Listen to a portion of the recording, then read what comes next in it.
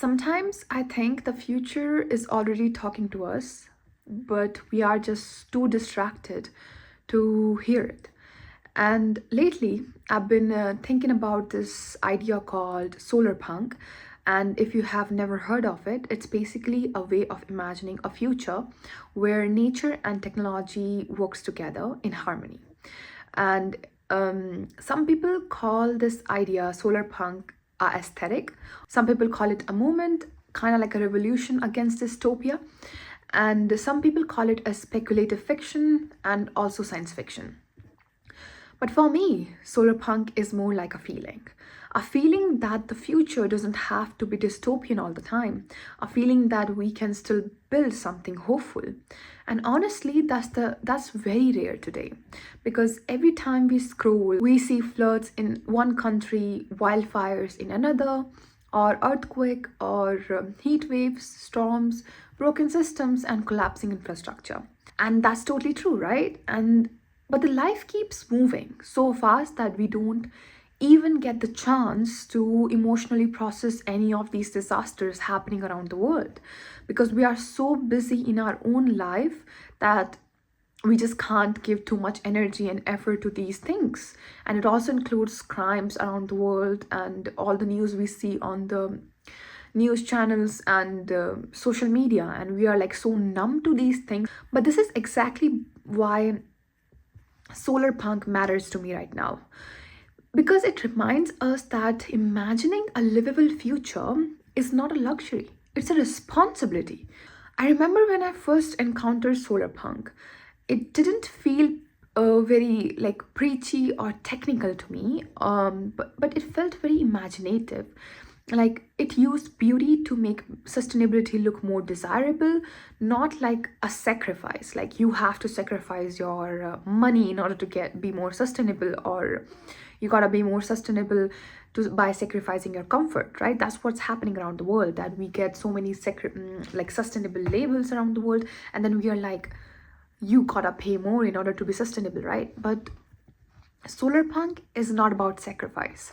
And then when I lived in Singapore for a while, I saw buildings wrapped in plants, and I saw shaded corridors on the street, and there were like floating solar fields in the river, in the ocean, vertical forest, and public spaces that genuinely made the city feel alive. And I also learned something important there.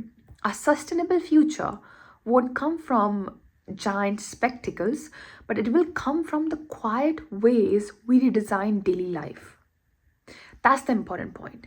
For example, tiny gardens on balconies, or creating porous buildings that cool themselves act naturally, community solar sharing, or neighborhood micro ecosystems, or simple systems that make life easier, softer, and more human.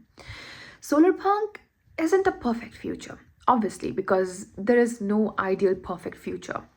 But it's a direction. It's a direction we can take in order to really make a desirable future where people really want to live, where people are emotionally invested. I think about this a lot, that we think like that digital is equals to sustainability, right? Right? We think about that because paperless, AI powered, online everything seems very sustainable because we can't see a thing or the consequence of it, at least on a smaller scale. But no one talks about the energy hidden in all of it. The water used to cool the data centers, or the electricity behind every simple website, or the carbon footprint of every email with a large attachment. Just because something is invisible doesn't mean it's clean. So don't get confused with that idea. And in this century, ignoring these hidden systems is becoming dangerous. But Solarpunk reminds us of a different way. A future that doesn't just reduce harm but actually regenerates life. The future that feels breathable, and a future that feels kind. A future that feels designed with care. Here's the thought that keeps coming back to me. What if Solarpunk isn't just for designers or architects or graphic designers or just revolutionaries, right? What if ordinary people can see these visions and genuinely believe that I deserve to live in a place like that? Or I deserve a world that supports my well being, or I deserve a future that feels alive. Because once people desire something, they start working towards it. They start building it. They start refusing anything less.